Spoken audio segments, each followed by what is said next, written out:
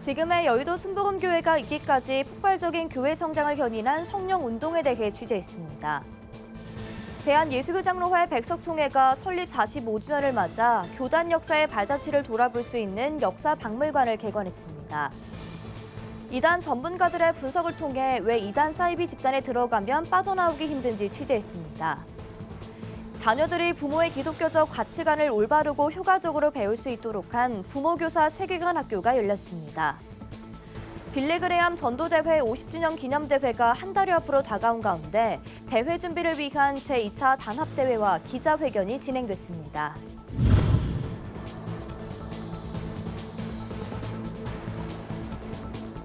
시청자 여러분 안녕하십니까? 구티비 뉴스입니다. 창립 65주년을 맞은 여의도 순복음교회는 현재 56만 명의 성도를 보유한 명실상부 세계 최대 교회입니다. 교회가 이렇게 부흥할 수 있었던 배경엔 성령 충만을 강조한 전 성도 차원의 운동을 꼽을 수 있는데요. 구티비가 여의도 순복음교회의 성장 비결을 목회자와 성도들에게 직접 물어봤습니다. 보도에 김혜인 기자입니다. 5명으로 시작한 천막교회가 한국을 비롯해 세계 최대 교회로 성장할 수 있었던 배경에 국내외 기독교계가 주목하고 또 연구하고 있습니다. 여의도 순복음교회는 성장 비결을 강력한 성령운동으로 인한 부흥, 즉 성령 충만을 꼽습니다. 어린 시절 여의도 순복음교회와 함께 신앙을 키워온 교회성장연구소 소장 홍영기 목사는 고 조용기 원로 목사로부터 이어져 온 성령운동이 교회 성장의 핵심이라 말합니다. 조용기 목사님의 희망의 메시지와 또 성령운동이 세계 최대의 교회를 성장하는 데 중요한 요소라고 볼 수 있습니다. 이 성령운동은 뜨거운 기도운동, 사람들을 치유하는 역사, 신유운동, 구역 소그룹을 활성화시켜서 전도하고 선교하는 운동으로 나타나게 된 것입니다. 여의도 순복음교회의 전신인 대조동 천막교회가 설립된 1958년은 6.25 전쟁 직후 피폐해진 현실과 가난 속에서 조용기 목사는 희망의 메시지를 전했고 성령 충만의 역사는 다양한 방식으로 나타났습니다. 조 목사가 강조했던 절대 긍정의 믿음은 이영훈 목사로 이어져 여의도 순복음교회 성도들의 신앙을 지탱하는 근간이 됐습니다. 초기 은사에 초점이 맞춰졌던 성령운동은 예수님을 닮아가는 성품에 초점이 맞춰졌습니다. 5중 복음, 3중 축복, 4차원의 영성에서 절대 긍정, 절대 감사로 이어진 것입니다. 절대 긍정, 절대 감사는 기적을 만들어냅니다. 우리가 주님을 믿고 의지하고 절대 긍정적인 믿음으로 나아갈 때 하나님의 은혜가 임합니다. 절대 긍정의 믿음을 가지고 구원의 하나님, 축복의 하나님, 기적의 하나님을 바라보며 믿음으로 나가는 여러분 모두가 되기를 바랍니다.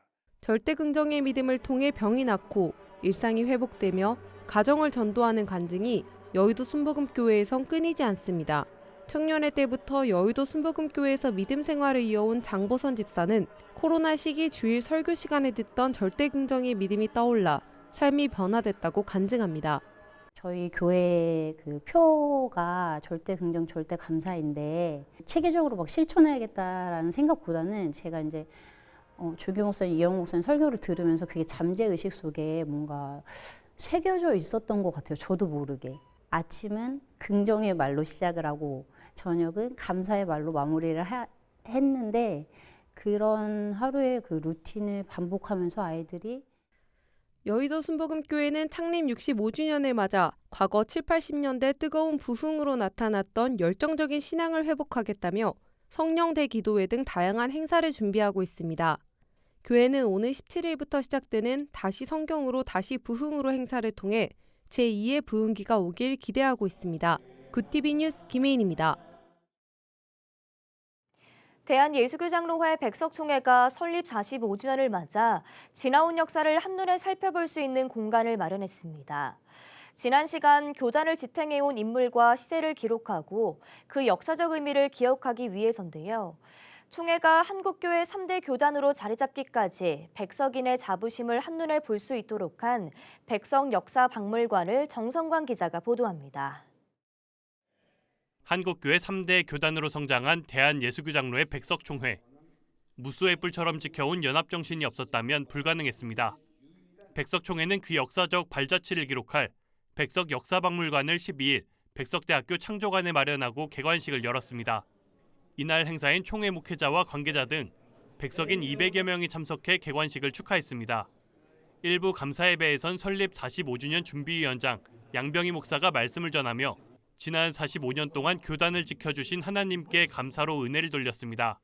이제 이곳을 순례하는 많은 사람들에게 이 살아계신 하나님의 손길, 하나님의 초자연적인 이 역사의 손길을 경험하는 바로 이곳이 성지가 되고 또 길갈의 기념비가 되기를 축복합니다.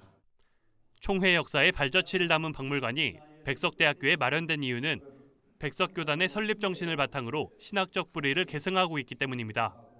환영사를 전한 백석대 장택현 대학혁신위원장은 백석 정신을 이어갈 후배들이 역사의 기록들을 보며 미래의 100년을 그려나가길 기대한다고 밝혔습니다. 백석총회와 백석학원은 예수 그리스도께 깊이 뿌리 내린 나무와 같아서 앞으로도 많은 영혼을 살리고 교회를 살리고 세상을 살리는 예수 생명 공동체로 더욱 발전되리라 확신합니다. 박물관은 백석교단을 지탱해온 인물과 시대적 사명을 담아냈습니다. 역사관은 1관 은혜의 숲, 2관 생명의 숲으로 각각 구성했고 220평 규모의 공간은 무려 3년의 공사 기간을 거쳐 규모와 내용, 기술적 측면에서 혁신적인 모습을 그려냈습니다. 디지털 기술의 집합체로 재탄생한 공간은 360도 서클 공간부터 디지털 라이브러리, 아트월 등 과거와 현재, 미래를 연결하는 몰입도 높은 전시 환경을 보여줬습니다. 총괄 진행위원장 문현미 교수는 박물관이 백석인뿐 아니라 일반 시민들에게도 공감을 주는 신앙 자산이 되길 기대한다고 밝혔습니다. 우리에게 매우 소중한 역사이지만 일반 사람에게도 어떤 감동을 주는 그런 역사적인 공간으로 만들어야 된다고 생각을 했고요. 하나님께서 한 사람을 통해서 어떻게 이 거룩한 뜻을 이루시는지를 보여주는 그런 공간이기 때문에 총회는 짧은 역사에도 불구하고 국내외 7천여 교회, 12,000여 목회자가 사역하는 한국교회 대표 교단으로 성장하기까지 어려움도 많았습니다. 장로 교단만 300개가 넘는 분열된 한국교회 모습 속에서 백석은 다르다는 자부심 하나로 45년을 지나왔습니다. 백석총회는 박물관이 교단의 역사적 의미를 기록하고 백석인들이 백석 정신을 계승해 나아가는 데 큰 역할을 하길 기대한다며 45주년을 기점 삼아 의미 있는 공간을 마련하게 하신 하나님께 영광 돌린다고 말했습니다. 구티비 뉴스 정성광입니다. 터널 비전 현상, 다른 말로 시야 협착 증상을 아십니까? 앞을 볼 수 있는 범위가 좁아져 일상생활이 힘들게 되는 증상인데요. 이단 사이비에 빠진 이들이 자신의 의지대로 활동을 시작했다 하더라도 교주에게만 모든 시선이 집중돼 다른 것은 볼 수 없고 교리 중독, 즉 쇠뇌에 빠지게 됩니다. 이단 사이비에 빠지면 유독 빠져나오기 힘든 이유가 있었습니다. 김효미 기자가 보도합니다. 과거 통일교 교도이자 미국의 심리치료사, 컬트 연구가인 스티브 하산. 세뇌의 특성을 정리하여 만든 바이트 이론을 정립한 것으로 알려져 있습니다. 바이트 이론의 B는 행동 통제, I는 정보 통제, T는 사고 통제, E는 감정 통제를 각각 나타냅니다. 이 네 가지에 반복적으로 통제되면 결국은 아무리 똑똑한 사람이라 하더라도 세뇌되고 조종될 수밖에 없다는 뜻입니다. 그중에서도 우리 아니면 적이라는 흑백 논리를 주입시키고 집단의 교리를 진리로 생각하게 하고 내재화시키도록 강제하는 사고 통제는 많은 이단 사이비 집단에서 탈퇴하기 어렵게 만드는 수단으로 활용하고 있습니다. 지금은 정통교회에서 사역하지만 한때 신천지에 빠져 지역장까지 지냈던 안소영 전도사는 왜 이단 신천지에서 빠져나오는 것이 어려웠는지에 대해 이야기했습니다. 여기서 쫓겨나면은 다시는 구원을 못 받는다. 성경의 몇 장 몇 절을 근거해서 잘못된 해석으로 이 사람들을 묶어놔요. 실제로 나갔을 때 사람들이 어떻게 되는지 그런 증거 같은 것들도 조작을 해서 그거를 보여주니까 개되지도 못한 사람이 되는구나. 그냥 일주일에 한두 번은 하고 흑백논리, 이원론적. 한국기독교 이단상담연구소 박형택 소장은 이단 사이비에서 나오지 못하는 이유를 가스라이팅, 공포주의, 관계단절의 어려움 등 세 가지로 설명합니다. 첫 번째는 가스라이팅을 통해서 그걸 진짜로 믿고 있다. 자기는 진리지만 저쪽은 비진리다. 이제 두 번째는 두려움이에요. 공포. 왜냐하면 거기서 나가는 것은 이탈하는 것은 죽음이에요. 뭐 영이 죽는다. 절대 이탈하려고 생각을 안 해요. 세 번째는 지금까지 맺어놓은 관계. 스티브 하선은 이단 사이비에서 빠져나오기 위한 4단계를 제안했습니다. 일주일 동안 집단과 교리에서 단절되기, 타 집단의 세뇌 관련 모델을 공부해보는 것입니다. 또 이단 사이비 집단의 전 멤버를 만나 대화하기, 그동안 내 자신에 어떤 변화가 있었는지 솔직한 자기 회상 시간을 가져보며 내가 정말로 원하는 삶을 생각해보면 이단 사이비 집단에서 빠져나오는데 도움이 될 수 있다고 설명합니다. 사람의 심리를 이용해 교묘하게 주변을 볼 수 없도록 만드는 행동, 생각조차 할 수 없게 만드는 치밀한 수법으로 사람들을 미혹하는 이단들. 분별이 어렵다면 접근을 경계하는 것이 포교당하지 않은 최선의 방법일 수 있습니다. 이미 활동 중이라면 주변 사람들로부터 도움과 상담으로 빠져나올 수 있다고 전문가들은 조언합니다. 구티비 뉴스 김효미였습니다. 자녀는 부모의 거울이라는 말이 있습니다. 자녀는 부모로부터 사소한 행동 하나까지 따라하게 된다는 뜻인데요. 아이들은 부모의 기독교적 가치관도 무의식적으로 배울 수 있습니다. 이에 자녀들에게 기독교 세계관을 효과적으로 전달하기 위한 프로그램 부모교사 세계관 학교가 마련돼 눈길을 끕니다. 자세한 내용 장현우 기자가 취재했습니다. 어린이 세계관 학교 시간. 강의를 듣는 수강생들은 아이가 아닌 부모들입니다.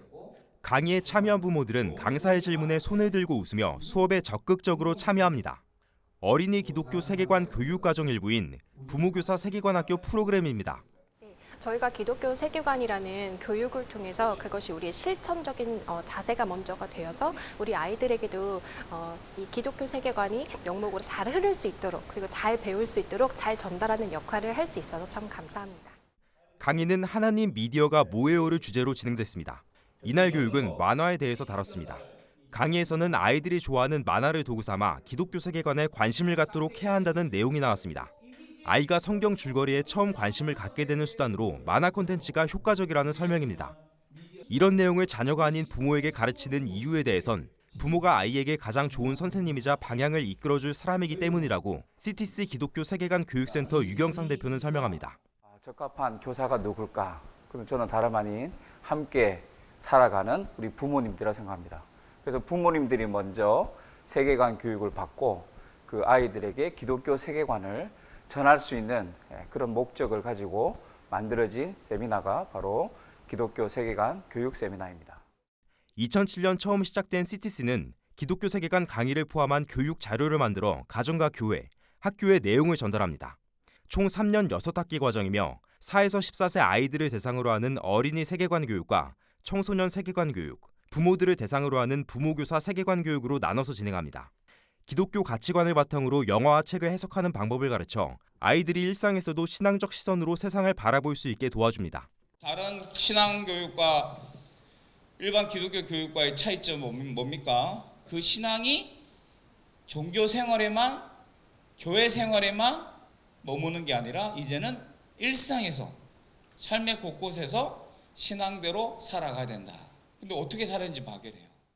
유 대표는 강의를 들은 부모가 아이에게도 기독교 세계관을 전해 다음 세대 기독교 부흥의 밑거름이 되길 바란다고 전했습니다. 구티비 뉴스 장현우입니다. 1973년 서울 여의도 광장에서 열렸던 빌리그레함 전도대회 50주년을 기념하는 대회가 내달 3일 서울 월드컵 경기장에서 개최됩니다. 대회준비위원회는 12일 대회 준비를 위한 2차 단합대회와 기자회견을 열고 이번 대회를 통해 1만 명 전도를 목표로 하고 있다고 밝혔습니다. 대회엔 극동방송 김장환 이사장, 한국교회 총연합 이영훈 대표회장, 고 빌리그레함 목사 아들인 플랭클린 그레함 목사 등이 참여합니다. 준비를 총괄한 일산광림교회 박동찬 목사는 50년 전 빌리그레함 전도 집회를 통해 한국교회 수많은 지도자가 배출되고 성장했다며 이번 대회를 통해 한국교회가 부흥으로 일어나고 세계적인 교회로 거듭나는 계기가 되길 바란다고 전했습니다. 국제구호개발기구 구피플이 5월 가정의 달을 맞아 여의도 순복음교회와 함께 국내 취약계층의 사랑의 희망박스 5,500박스를 전달했습니다. 4억 7천만 원 상당의 희망박스는 햇반, 국, 야채죽, 소면, 김치볶음 등 26개 식료품이 담겼습니다. 12일 새벽 지자체 및 사회복지시설 등으로 전달된 박스는 저소득 독거노인, 다문화 가족, 기초생활수급자, 긴급구호 대상자 등에게 전달될 예정입니다.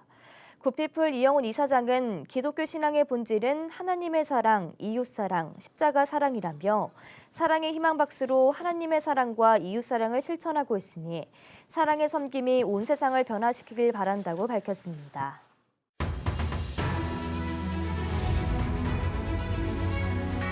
오늘의 이슈 포커스입니다. 정부가 12일 오전 서울청사에서 공개 브리핑을 열고 후쿠시마 오염수 시찰단 파견의 취지 등을 설명했습니다.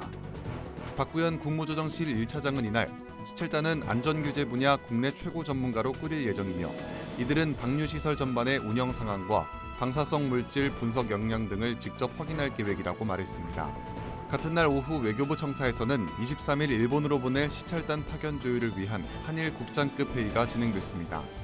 박 차장은 시찰단 규모는 20명 내외이며 민간 전문가를 포함하는 여부에 대해선 일본 측과 계속 협의하겠다고 밝혔습니다. 올 2분기 전기가스 요금의 인상이 다음 주 초 결정됩니다. 정부와 여당은 오는 15일 당정협의회를 열어 요금 인상 폭을 최종적으로 결정할 방침입니다.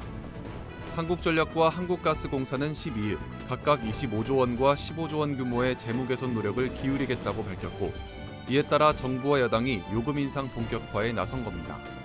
최근 물가 상승 압박과 난방비 폭등 등 사태를 겪으며 요금 인상 폭이 작을 것이란 예측도 나옵니다. 한편 요금 인상안을 적용하는 시기는 2분기 시작인 4월 1일부터 소급 적용하는 것이 아닌 다음 달 1일이나 5월 중이 될 것이라고 알려졌습니다.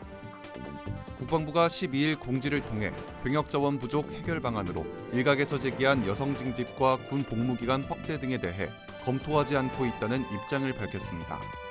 전날 인구절벽 시대의 병역제도 발전 포럼에서는 복무기간 연장과 여성 징병제 등 병역 자원 부족 문제를 극복하기 위한 방안이 제시됐습니다. 병무청도 이날 입장을 내고 포럼에서 병역 자원 문제 해결을 위해 다양한 의견이 제기됐으나 발제자 및 토론자의 개인 의견으로 정부 측 공식 입장이 아니라고 밝혔습니다. 이어 앞으로 국방부 등 유관기관과 협조해 병역 자원 감소 위기에 적극 대비하겠다고 덧붙였습니다. 공직자가 소유한 가상자산을 재산으로 의무 등록하는 내용의 법안이 급물살을 타고 있습니다. 최근 더불어민주당 김남국 의원의 거액 가상자산 보유 논란이 확산하면서 여야가 소관상임위인 행정안전위원회에서 공직자윤리법 개정안 심사에 속도를 내기로 합의했습니다. 국민의힘 관계자는 해당 법안이 소관위를 통과하면 법사위를 거치지 않고 25일 본회의에 올리기로 여야 합의했다고 전했습니다. 법 개정안은 국회의원을 포함한 고위공직자의 재산신고 공개 대상에 가상자산을 포함하도록 하는 내용을 담고 있습니다. 현행 공직자윤리법에는 현금, 주식, 채권 등과 달리 코인 등 가상자산은 재산신고 대상에서 제외돼 있습니다. 구티비 뉴스 장정훈입니다.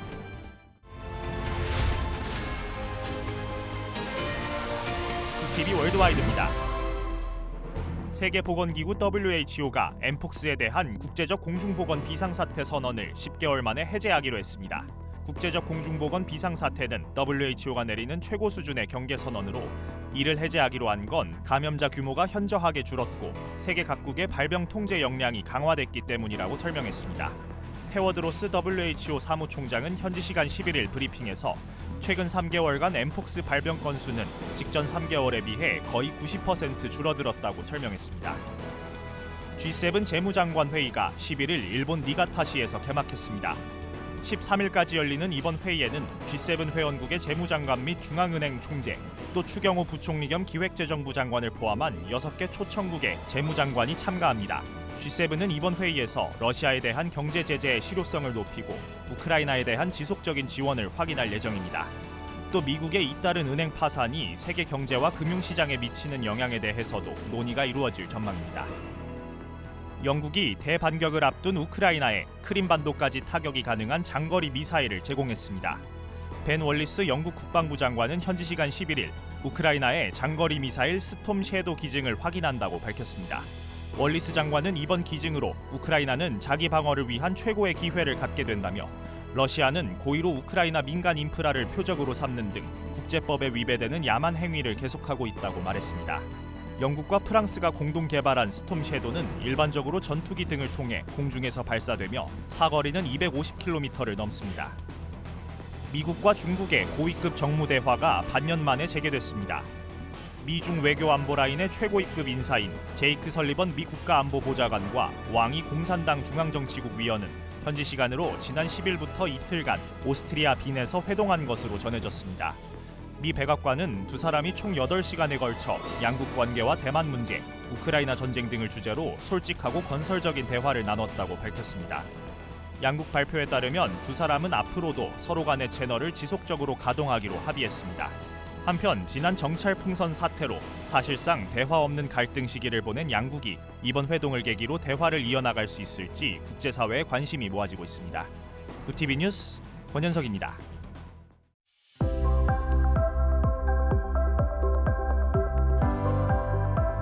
내일 낮까지 제주와 경남 해안에 5에서 20mm, 전남 남해안과 경북 동해안에 5mm 안팎의 비가 내리겠습니다. 돌풍과 벼락도 동반되겠는데요. 시설물 관리 잘해 주셔야겠습니다. 일요일에도 내륙 지역에 소나기가 오는 곳이 있습니다. 이어서 전국 날씨입니다. 내일 한낮 최고 기온은 서울과 강릉 24도가 예상됩니다. 남부지방은 광주 24도, 대구 22도, 부산 18도, 제주는 19도를 보이겠습니다. 날씨였습니다. 일본 후쿠시마 원전 오염수 방류와 관련해 당초 투명한 공개를 위해 시찰단 파견에 합의한 일본 정부가 시찰단 구성에 조금씩 제한을 두고 있습니다. 민간 전문가를 포함하지 않고 한국 언론도 동행하지 않도록 조건을 달고 있는데요. 제한을 두는 것부터 뭔가 숨기는 것이 있다는 의심을 낳게 합니다. 시찰단에 정부 인사들로만 구성되더라도 국민 전체의 안전을 위한 것인 만큼 철저한 검토가 이뤄져야 할 겁니다. 이상으로 뉴스를 마칩니다. 함께해 주신 여러분 고맙습니다.